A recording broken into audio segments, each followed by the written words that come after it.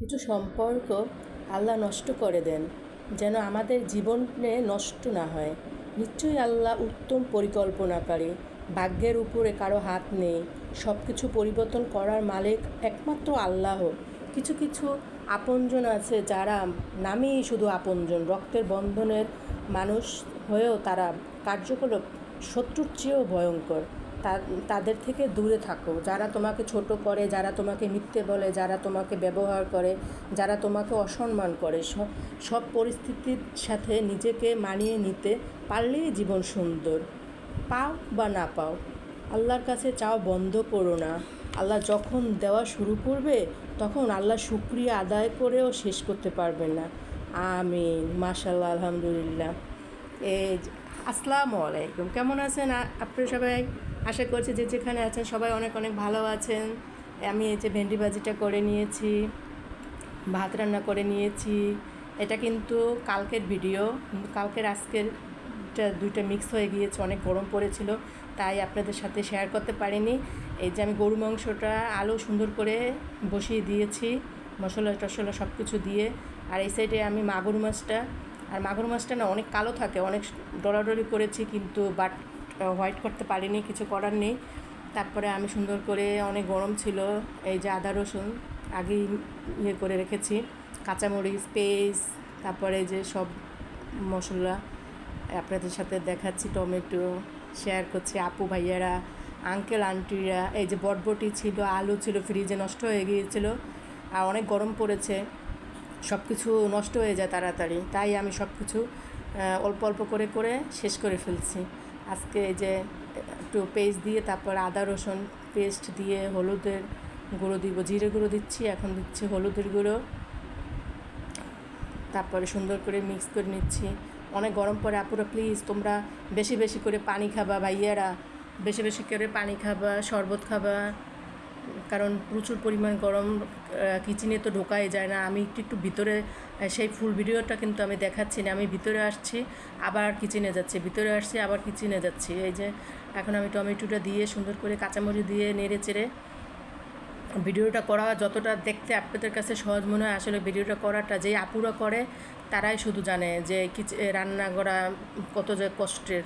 এটা এডিট করতে হয়, করতে হয়, অনেক ঝামেলা, সব কিছু পাট করে তারপর আবার সেট করতে হয়। যে আপুরা এগুলো করে তারাই শুধু জানবে, ভাইয়ের আপুরা অনেক কষ্ট। তারপর আপনাদের ভালোবাসার জন্যই শুধু আমি এই কষ্টটা তুলে নিয়েছি, আপনাদের সাথে শেয়ার করতেছি। এই যে ঢাকনা দিয়ে রেখেছি, এখানে আমার গরু মাংসটা হয়ে গিয়েছে, অফ ক্যামেরায় করে নিয়েছি।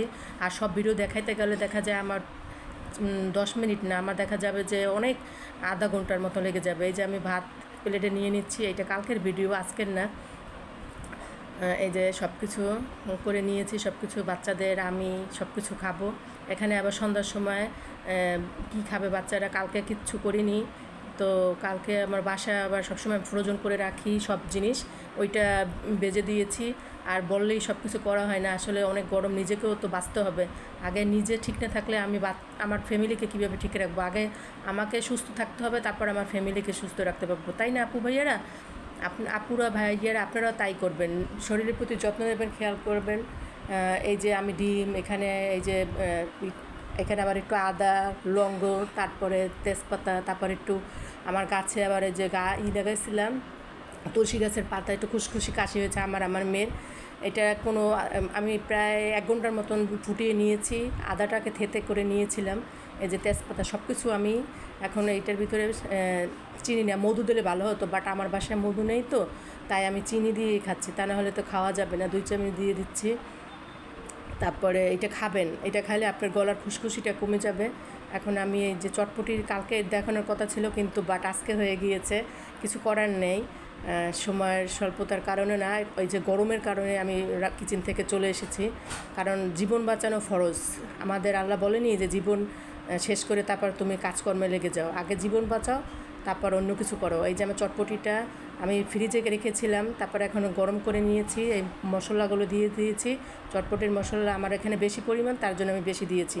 আর চিলি ফ্লেক্স এটা আমি আগেই করে রেখেছি, তারপরে এটা দিয়েছি 1 চামচ, আর এখান থেকে আবার দিয়ে দেবো 1 চামচ। আগেও একটু দিয়েছি সেদ্ধ করার সময়, এর জন্য একটু কম দিচ্ছি। আপনারা যেরকম খাবেন সেরকম দিয়ে নেবেন। এখানে আবার এই যে পেঁয়াজ কুচো, তারপরে কাঁচামরিচ, টমেটো এগুলো সব কিছু অ্যাড করে দিচ্ছি এখানে। যে কালকে দেখছেন বক্স করে রেখেছি ফ্রিজে, কি করব, এত গরম পড়েছে আমি আর কিচেনে ঢুকতেই পারিনি। তারপরে যে আজকে এটা করছি। তারপরে যে ধনিয়া পাতা নিয়ে এসেছিলো, চান রাতে দিন নষ্ট হয়ে যাচ্ছিলো, তারপরে আমি তাড়াতাড়ি করে কেটে ধুয়ে সুন্দর করে তারপরে রেখে দিয়েছি ডিপে করে। এখন বের করছি। আর এই যে তা না হলে তো আমার রান্না করা জিনিসও নষ্ট হয়ে যাচ্ছে, এতটা গরমের তাপমাত্রা, এটা তো আপনারা সবাই অনুভব করতে পারতেছেন। তারপরে যে আমি ড্রয়িং রুমে এগুলো সব মশলা টশলা দিয়েছি, তেঁতুল টেতুল আগেই গলিয়ে নিয়েছি সুন্দর করে ছেঁকে টেকে। তারপর সুন্দর করে চটপেটিটার সাথে সব কিছু দিয়ে দিচ্ছি, সব কিছু দিয়ে তারপর সুন্দর করে নাড়িয়ে চাড়িয়ে সুন্দর করে মিক্স করে নিচ্ছি। সবার প্রতি খেয়াল রাখবেন। এই যে আমি ফুচকা বানিয়েছি, কথা বলতেছি আপনাদের সাথে, রান্নার বাড়াও শেয়ার করতেছি। এখানে আমার কিটি দেখেন গরমের নিচে শুয়ে আছে, কি করবে খুঁজে পাচ্ছে না। শীতের দিনে কম্বলের ভিতরে থাকে, আর গরমের দিনে আসলে যে নিচে গড়াগড়ি করে। ও এত গরম, প্রচণ্ড গরম সহ্য করতে পারে না। এই যে দেখেন আমার ফুচকা, আমি সুন্দর করে ফুচকাটা ভেঙে তারপরে এই যে সুন্দর করে বাচ্চাদের দিয়ে দিচ্ছি।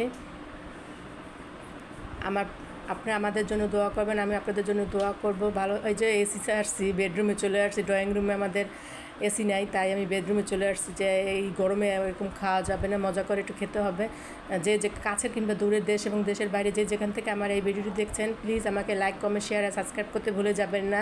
প্লিজ ভাইয়ার একটা লাইক করবেন, একটা সাপোর্ট করবেন। আসসালামু আলাইকুম, আল্লাহ হাফেজ।